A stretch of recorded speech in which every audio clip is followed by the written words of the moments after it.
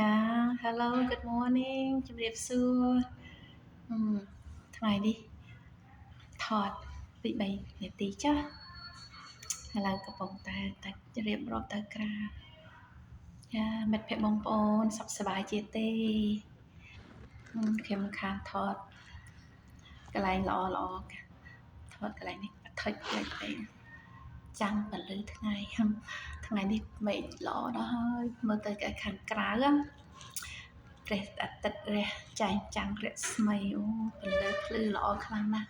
អត់មាន snow អត់ភ្លៀងអត់ទឹកកកអីទាំងអស់គឺថាល្អមែនតែនហើយនឹងមនុស្សម្នាដូចថាអ្នកខ្លះទៅធ្វើការអ្នកខ្លះទៅរៀនអីចឹងទៅឃើញតែបើកឡានទៅមកអត់មានមនុស្សច្រើនទេតែទៅអត់ឃើញមនុស្សច្រើនទេនៅម្ដងនេះដូចជាស្ងាត់ពីទីក្រុងនៅកណ្ដាលក្រុងបានមនុស្សច្រើនគេជិះអូតូរ៉ៃទៅមកចានៅម្ដងនេះគឺវារៀងខាងលិចអីគេហៅថាខាងលិចតរតោកាលពីជំនាន់ដើមគឺសិតតែកសិកម្មដាំដុះដំណាំដាំដុះតែឥឡូវវាសិតតែ building សិតតែអគារធំខ្ពស់ជ្រុងច្រាងប៉ុន្តែយើងមិនមែនទៅថាអគារដូចនៅដើមថោងទេនៅកណ្ដាលក្រុងទេអគារនេះស្ងាត់ស្ងប់ស្ងាត់មនុស្សម្នានៅខាងក្នុងចារវល់កិច្ចការអីរៀងខ្លួនហើយនឹងបរិយាកាសល្អមែនតែនចាអ្នកត្រង់តោខែនេះគឺថាគឺជាពេញហ្មងពេញដូចថាពេញថានិយមដូចថាអស់ទេសចរចង់មកលេង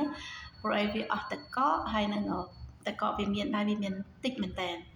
ហើយនឹងអាកាសធាតុវាមិនទាន់ក្តៅទេមិនទាន់ក្តៅហួតហែងទេមានន័យថាខ្យល់បក់រំភើដូចគេដាក់ម៉ាស៊ីនត្រជាក់អញ្ចឹងដូចគេដាក់ម៉ាស៊ីនត្រជាក់24ម៉ោង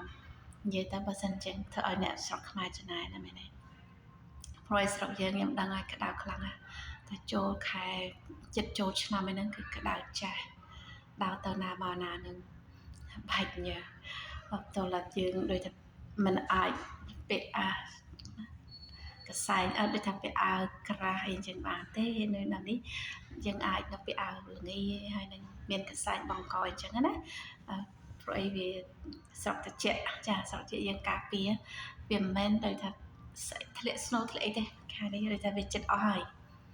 ចាព្រោះអីចិត្តដល់ចូលឆ្នាំខ្មែរឥឡូវមិត្តភ័ក្តិបងប្អូនប្រុងប្រៀបទៅចូលឆ្នាំខ្មែរឬអត់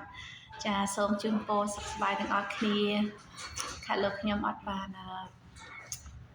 និយាយអីច្រើនណាព្រោះអីចិត្តដល់ចូលឆ្នាំខាងលោកក៏មកមានញឹកតែអត់បាននិយាយ clip អីឥឡូវនេះជូនពរជូនពរឲ្យហើយទៅដើម្បីឲ្យមានសេចក្តីសុខទាំងអស់គ្នាហើយនឹងជើងតែចូលឆ្នាំចាអូខេហើយនឹងបើសិនអាចលេខពេលបានសុំច្បាប់គេពីឥឡូវទៅព្រោះអីអ្នកខ្លះតើសុំច្បាប់យ៉ាងតិចក៏2អាទិត្យណាកន្លែងខ្ញុំធ្លាប់ធ្វើការអូខេអរគុណច្រើនបើយើងមានហាងខ្លួនឯងយើងអាចឆ្លៀតទៅបានយើងបិទហាងបិទអីណាអូខេប៉ុន្តែយើងអាចធ្វើញាប់បានទេព្រោះច្បាប់ទំនាប់រដ្ឋបើយើងបើកហាងយើងត្រូវតែបើករហូតដល់មានថ្ងៃឈប់សម្រាករដ្ឋអីចឹងមកយើងឈប់បានអូខេយើងអត់ចេះតែបើកតាមចិត្តទេអ្នករស់ស៊ី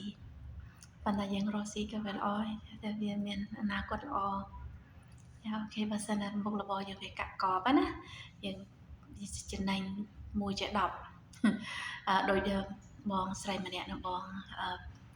គាត់ចាស់ហើយឥឡូវផាចូលរដ្ឋាហើយគាត់ធ្វើការនៅ Subway ហាងលក់នំប៉័ងអានេះនំប៉័ងប៉ាតេបារាំងនៅអង់គ្លេសនៅប្រទេសកាណាដាគេហៅ Subway គាត់ថាគាត់មកកាណាដានេះគឺថាឈានជើងចូលមកគឺថាស្ទើរតែផ្្លាត់ស្នៀតគេថាមកដល់អត់បានរៀនអីទេចូលធ្វើការរោងចក្រនោះចូលធ្វើការរោងចក្រថាគេប្រើត្រឡប់តលិនមកផ្ទះវិញអូយនឿយហត់ខ្លាំងណាស់ហើយនឹងដូចហើយគាត់ថាវាវេទនីដល់ពេលអញ្ចឹងទៅគាត់ថាអត់ទេចាញ់រកស៊ីគាត់បើកហាងលក់នំប៉័ងប៉ាតេនឹង Subway គេហៅ Subway ណានឹងដូចនំប៉័ងប៉ាតេហ្នឹងគាត់លក់អាហ្នឹងថាគាត់នៅក្នុង building office គេមួយ office គេហ្នឹងគេបើក office ធំណា នៅខាងក្រោមគេលក់ម្ហូបចំណីអញ្ចឹងហើយគាត់ក៏លក់អានំនឹងគេដែរលក់ទៅគាត់ថាធ្វើការប្រហែលជាធ្វើការរោងចក្រ10ឆ្នាំអត់រីកចម្រើនទេទុកទោសថ្លៃផ្ទះហ្នឹងគ្រាន់តែបងថ្លៃមកគេជាប៉ុណ្ណឹងកូនទៅរៀនសាកលវិទ្យាល័យ2កូនគាត់ឆ្លាតណាស់សាស្ត្រាចារ្យឥឡូវខ្លាយជាសាស្ត្រាចារ្យអស់ហើយប៉ុន្តែអត់មានអ្នកណាដឹងឮទេគេថាកូនគាត់គ្រូបរិញ្ញាណាគ្រូបរិញ្ញាសាស្ត្រាចារ្យនៅសាកលវិទ្យាល័យយកស្ងាត់កូនខ្មែរកាត់ចិនណាអត់សូវមានអ្នកណាដឹងឮទេអត់សូវស្គាល់ចាហើយគាត់ថាដល់ពេលឈប់ធ្វើការរោងចក្រមកបើកអាហារតូចហ្នឹងតែមួយឆ្នាំលេងប្រហែលគាត់ធ្វើការ10ឆ្នាំក៏មិនបានសល់លុយប្រហែលមួយឆ្នាំហ្នឹងដែរមានន័យថារ៉ូស៊ីវាចំណេញវាកាក់កបគឺថាវាលក់នំទេលក់នំប៉ុន្តែដូចថាវាហត់ខ្លួនបន្តិចហើយតែព្រោះអីដូចថាយើងធ្វើការយើងជាម្ចាស់ហាងខ្លួនឯងហ្នឹងយើងគាត់ធ្វើការហត់ជាងគេក្នុងហាងហ្នឹងរត់មុខហេរហូតព្រោះខ្លាចខាតណាអញ្ចឹងប៉ុន្តែមួយឆ្នាំលើសគេធ្វើការលើសធ្វើការរោងចក្រ10ឆ្នាំក៏មិនស្មើនឹងធ្វើការលក់នំមួយឆ្នាំមានន័យថាលក់នំគាត់យូរទៅគាត់ជំនាញហើយគាត់ជួលតែមនុស្សបកាមកជួយគាត់ណាអូខេអញ្ចឹងអរគុណច្រើនជូនពរអ្នកបងប្អូនក្មេងៗជំនាន់ក្រោយដែលចេញដូចថាចង់ចេញរកស៊ីអញ្ចឹងតែរកស៊ីវាមិនខុសទេខ្ញុំធ្លាប់លើឪពុកខ្ញុំគាត់និយាយយ៉ាងដែរថារកស៊ីវាមិនដែលខាតទេឲ្យតែយើងខំប្រឹងប្រែងទៅត្រូវមុខរបរនឹងវាត្រូវវាកាក់កបណាចាគាត់អ្នក businessman គាត់ sell made millionaire គាត់មានន័យថាគាត់ជាអ្នកឬថារកស៊ីដែលតែមិនបាច់ទៅរៀនថ្នាក់ខ្ពស់អីទេប៉ុន្តែយើងចេញរកស៊ីដោយសារមានគំនិតអញ្ចឹងណាយើងចេះលៃលោកទៅខាងមុខរបរអូខេចឹងអរគុណច្រើនសូមជូនពរសុខសប្បាយហើយនឹងសង្ឃឹមថាឆ្នាំថ្មីនេះនឹងទេវតានាំសិរីសុខស្ដីជូនមិត្តភ័ក្តិបងប្អូន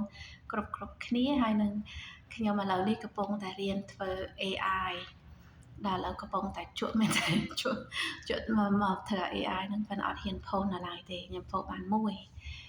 ផុសនៅ Facebook វាអត់ចេញសំឡេងឲ្យស្ដាយ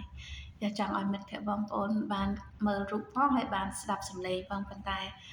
មិនដឹងហេតុអីបាន Facebook ខ្ញុំផុសទៅវាអត់ចេញសំឡេង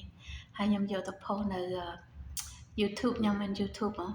ដល់ពេលដាក់ចូលក្នុង YouTube មួយដូចអារម្មណ៍កុនអញ្ចឹងស្រាប់តែរូបនឹងវាចេញមកវាស្អាតដូចកុនស្អាតមែនតើសប្បាយចិត្តមែនតើគេហៅថា AI រូបសិប្បនិម្មិតមិនមែនមនុស្សមែនទេគឺតែជារូបដែលខ្ញុំប្រឌិតចេញពីក្នុងអារម្មណ៍ណាដែលតែក្នុង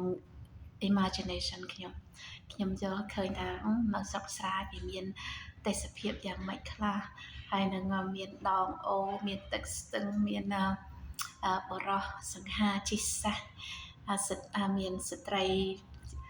វ័យក្មេងម្នាក់គាត់កំពុងតែធ្វើការនៅក្នុងសួនច្បារគាត់ហើយមានសត្វទន្សាយ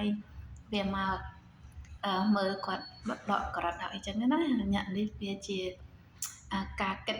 របស់ខ្ញុំនឹកសម័យអញ្ចឹងថានៅស្រុកស្រែផែនអញ្ចឹងឯងចាដល់ពេលខ្ញុំសរសេរជាអង់គ្លេសចេញមកដូចថាមកគេហៅថាអង់គ្លេស paragraph ណាមក paragraph នឹងចេញទៅឡើងស្រាប់តែដាក់ចូលទៅ AI នឹងវាចេញឲ្យមកវិញវាថាអូនេះរូបភាពអ្នកឯងដែលកំងខ្ញុំវាចេញមករូបម្ចាស់នឹងបានបងប្អូនឃើញនៅក្នុង Facebook ខ្ញុំផុសរូបនឹងដែរអត់សំឡេងចារូបនឹងគឺចេញមកពី AI ចាគឺការសម័យរបស់ខ្ញុំចាអូខេចឹងអរគុណច្រើនសូមជូនពរសុខសប្បាយណាអូខេហើយនឹងសង្ឃឹមថាឆ្នាំថ្មីមានសិរីសួស្តីទាំងអស់គ្នាហើយនឹងយើងនឹងបានទៅគាត់ធ្វើបំទៅទាននឹងម្ដងទៀតហើយចាអូខេស្លៀកពាក់ម៉ូដខ្មែរអូខេអរគុណបាយចាំភ្នែកបន្តិចចាំ